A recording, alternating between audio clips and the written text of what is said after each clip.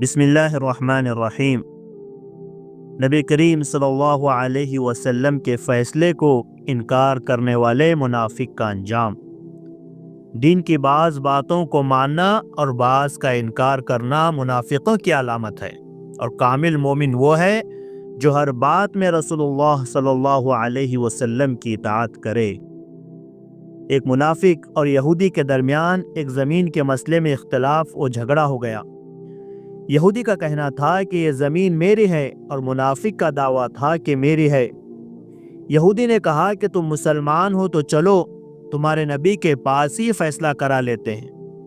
اب دونوں یہ مسئلہ لے کر آپ صلی اللہ علیہ وسلم کی خدمت میں آئے اور اپنی اس زمین کے متعلق فیصلہ طلب کرنے لگے۔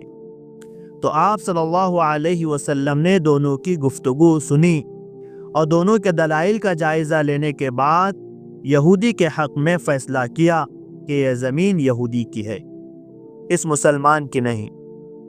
آپ صلی اللہ علیہ وسلم کا یہ فیصلہ منافق کو پسند نہیں آیا۔ وہ یہودی سے کہنے لگا یہ فیصلہ صحیح نہیں ہوا، لہٰذا ہم حضرت عمر فاروق کے پاس اس کا دوبارہ فیصلہ کرائیں گے۔ اس پر بھی وہ یہودی تیار ہو گیا۔ منافق دراصل یہ سمجھ رہا تھا کہ حضرت عمر فاروق چونکہ کافروں یہودیوں کے متعلق سخت ہیں، وہ اس یہودی کو برداشت نہیں کریں گے اور معاملہ سنتے ہی میرے حق میں فیصلہ کریں گے۔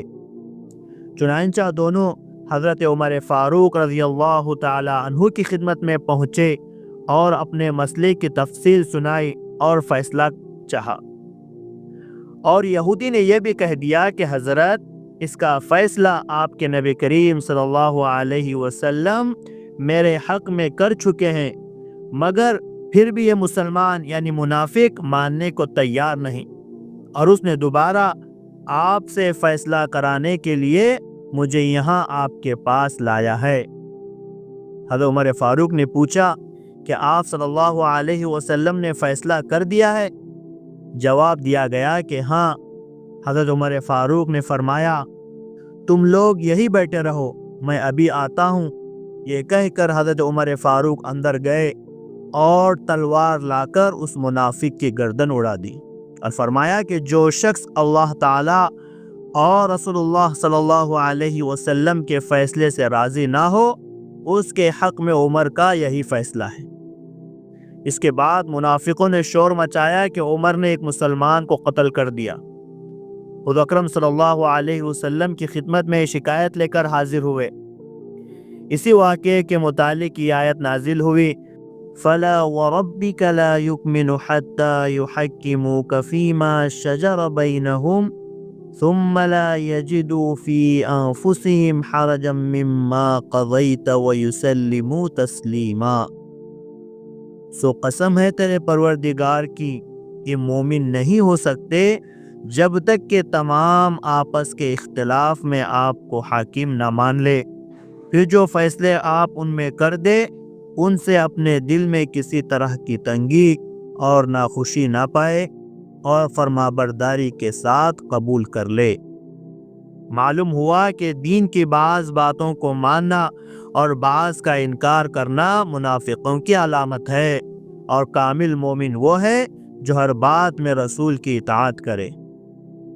ہم میں سے بہت سے لوگ ایسے ہیں جو نماز، روزہ و دیگر عبادات میں تو قرآن و حدیث پر عمل کرتے ہیں، لیکن جب مسئلہ مال و دولت کا اور اپنے ذاتی یا خاندانی مفادات کا آتا ہے تو وہاں نہ اللہ یاد آتا ہے، نہ رسول کی پرواہ ہوتی ہے، نہ لوگوں سے کوئی شرم و حیا ہوتی ہے، بلکہ سب سے بالا تر ہو کر وہ اپنے مفاد کے لیے کوشش کرتے ہیں، چاہے اللہ راضی ہو یا نہ ہو، اللہ کا رسول خوش ہو یا نہ خوش ہو۔